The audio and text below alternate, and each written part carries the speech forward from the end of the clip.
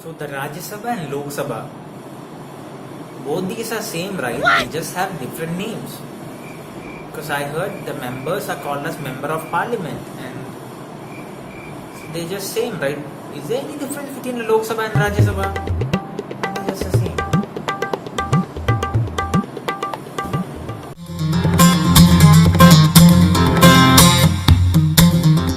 So the difference between Lok Sabha and Rajya Sabha, what are those? Let's see. The Parliament in India is bicameral, meaning we have two houses, the Rajya Sabha and the Lok Sabha. The upper house is called as the Rajya Sabha, while the lower house is called as the Lok Sabha. The current election that is happening in 2019 is for the Lok Sabha. It is also called as a House of the People because we the people elect the candidates in Lok Sabha. The Lok Sabha have a strength of 552 total, that is 530 seats from the total states in India and 20 from all the union territories in India, and 2 are nominated members by the President of India from the Anglo-Indian community, total 552. But this number is not in practice because by the 84th Amendment, the Parliament has frozen the number of representatives from states and union territories to be at 543 till 2026. The seats in states for the Lok Sabha is determined by the ratio of the population that have. For example, like a state like UP has 80 in number of seats because of the population that has. The Lok Sabha has a speaker who presides of the meetings and the house in session, and they have a deputy speaker. Both the speaker and deputy speaker are elected through an election inside the Lok Sabha, where the elected members, the 543, they do a voting process and through which the speaker and the deputy speaker is elected. There's also an opposition leader. To become an opposition leader inside the house, you need to have 10% of the total seats inside the Lok Sabha. That is, out of 10% of 543, you need to have 10% of seats to become the opposition leader. The Lok Sabha can be dissolved by the president. That is one major difference between Rajya Sabha and Lok Sabha. The thing is that Lok Sabha have an upper hand when it comes to financial bills and money bills. Financial bills and money bills can only be initiated and be originated inside the Lok Sabha. They can be only passed to the Rajya Sabha. They are given a time period of 14 days to Rajya Sabha to look at the money bill and the financial bill, and they can get back to them. Second thing, motion of non-confidence to vote against the government can only be initiated inside the Lok Sabha and can be passed. That cannot be done inside the Rajya Sabha. The Lok Sabha MPs are elected for a term of 5 years. So at the end of every 5 years, we have a general election, and the Lok Sabha forms the government in India. This is regarding the Lok Sabha in a nutshell. So let's look at Rajya Sabha. Now Rajya Sabha is called as the upper house, and the members who are elected in Rajya Sabha, they are not elected by the people.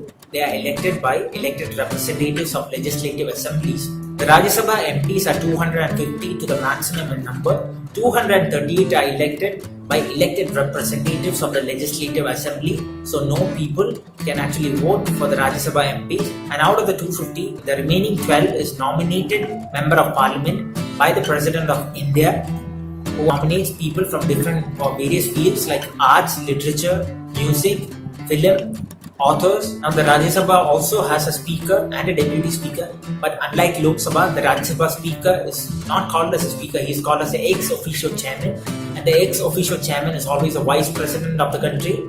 He presides over the meetings and the session. When he is not present, in his absence, the deputy vice speaker or the deputy chairman of the Rajya Sabha presides over the meetings. Rajya Sabha is a permanent body. That's the one major difference between Rajya Sabha and Lok Sabha. It's a permanent body. It cannot be dissolved by the President of India. Now the powers of Rajya Sabha, impeachment or removal of a vice president can be initiated and can be done only in the Rajya Sabha. Rajya Sabha MPs are elected for a term of 6 years, and every 1/3 of the total number of MPs retire every 2 years. So that is why a main reason why the Rajya Sabha cannot be dissolved, and it's a permanent body. And by Article 249, it states that Rajya Sabha has the power to shift a state item to a concurrent or union list. And most other bills, other than the money bills or financial bills, both the houses, Rajya Sabha and Lok Sabha, if there's a tie, they sit together and have a joint session.